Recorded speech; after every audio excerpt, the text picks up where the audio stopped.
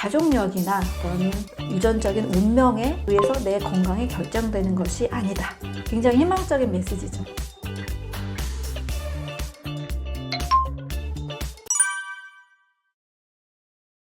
암은 우리 가족력이나 유전자에 의한 병이 아니다라고 볼 수 있죠. 오히려 유전자 변이는 그 결과라고 볼 수 있습니다. 부모님이 암에 걸렸다고 해서 나도 암에 걸릴 가능성이 50% 넘는다, 70%다 이렇게 믿고 계시는 분들이 많으세요. 저는 그 믿음 때문에 암에 걸릴 수 있다라고 봅니다. 왜냐하면 암이라는 것을 유전자를 보면 적게는 100만 개에서 600만 개 이상 유전자가 너무 다양해요. 이렇게 한두 가지 아무리 많아도 수천 가지 원인이 아니라 몇백만 개의 유전자를 가지고 있다는 것은 그것을 인해서 걸린 게 아니고 어떠한 다른 원인에 의해서 유전자가 변이됐다라는 결과로서 볼 수가 있습니다. 그래서 후성 유전학이라는 것이 발견된 이후에는 가족력이나 어떤 유전적인 운명에 의해서 내 건강이 결정되는 것이 아니다.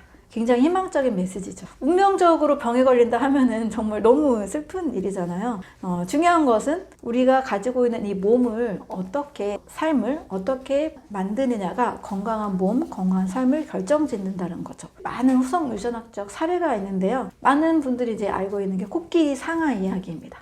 코끼리 상아가 굉장히 고가잖아요. 밀렵꾼들에 의해서 이 상아가 있는 코끼리들이 막 이제 사냥이 되기 시작하니까 코끼리들도 감정이 있잖아요. 그 공포와 두려움 속에서 세대가 갈수록 점점 상아가 없는 코끼리들이 나오기 시작했습니다. 근데 이 밀렵이 금지가 되면서 사냥하지 않은 시기가 되니까 다시 코끼리들이 불안과 공포, 두려움이 사라지게 되면서 이제 상아가 있는 코끼리들이 다시 나오기 시작했다라는 후속 유전적 사례가 있습니다. 또 많은 분들이 일벌과 여왕벌 사례도 알고 계실 거예요. 원래는 같은 애들이잖아요. 그런데 로얄 젤리를 먹은 일벌들이 7주만 살았던 일벌들이 로얄 젤리를 먹고 여왕별로 수명이 긴 벌로 변신하는 거죠.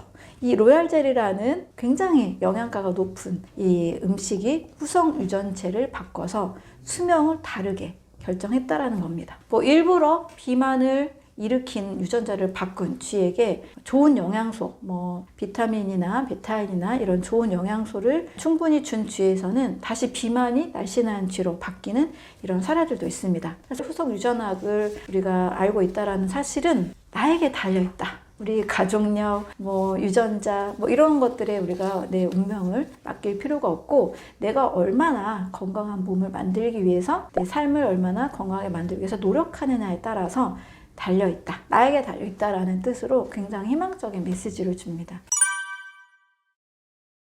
암에 대한 교과서처럼 굉장히 유명한 암의 생물학이라는 책에서는 암세포의 특징을 6가지로 이야기합니다. 첫 번째, 암은 무한 증식하는 세포입니다. 암세포만이 가지고 있는 분자 성장 인자가 있어서 암은 계속적으로 자랍니다. 우리가 암이 두려운 이유가 이게 계속 자라니까 주변에 혈관, 림프, 주변 장기들을 계속 침해할까봐 그게 이제 두려운 거잖아요. 증식한다라는 특징이 있습니다. 두 번째는 종양 억제 유전자가 억제된다는 특징이 있습니다. 세포는 종양이 되지 않도록, 무한 증식하지 않도록 억제를 시키는 유전자가 있습니다.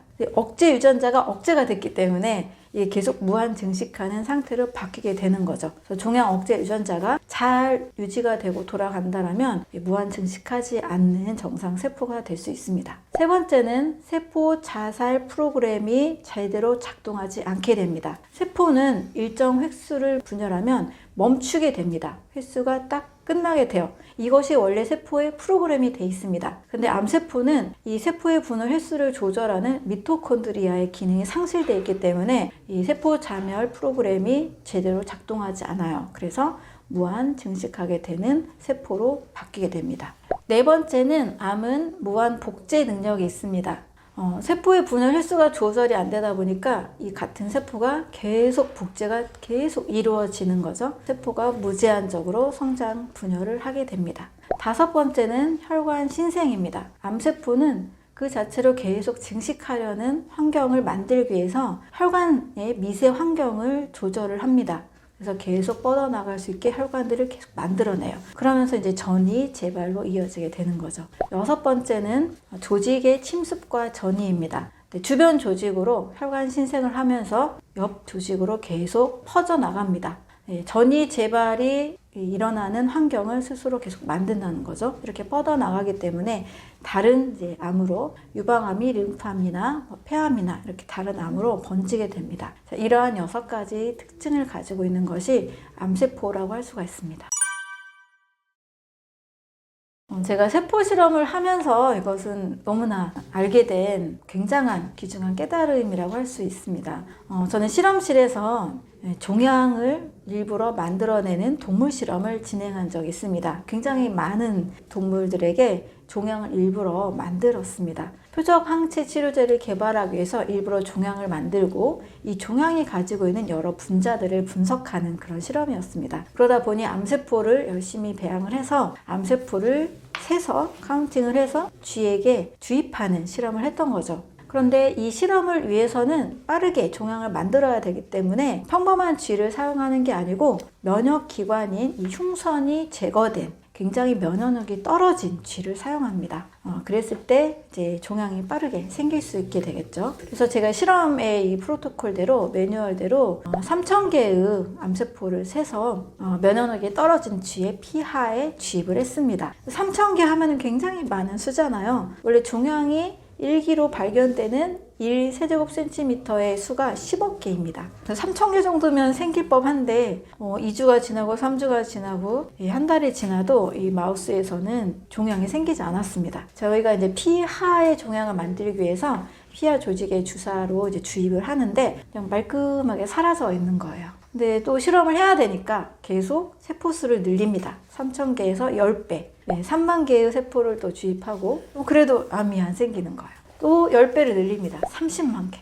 그래도 안 생기고 300만 개. 그래도 안 생겨서 제가 최종 3,000만 개까지 늘렸습니다. 거의 1억 개에 가까운 세포수를, 엄청난 세포수를 주입을 한 거죠. 이렇게 3,000만 개의 세포수를 주입을 했을 때 비로소 암이 생기는 것을 확인을 하게 됐습니다. 그러면 그 이전에 30만 개, 300만 개 이런 세포들은 어떻게 됐을까요? 이 마우스가 흉선은 없을지라도 혈액 안에 백혈구가 있잖아요. 그 혈액 안에 있는 백혈구의 면역력으로 암이 생기지 않는 환경을 만들어낸 겁니다. 이 작은 100g도 안 되는 이 작은 마우스도 몸에 불필요한 세포들을 제거하는 최소한의 면역력이 있었다는 거죠.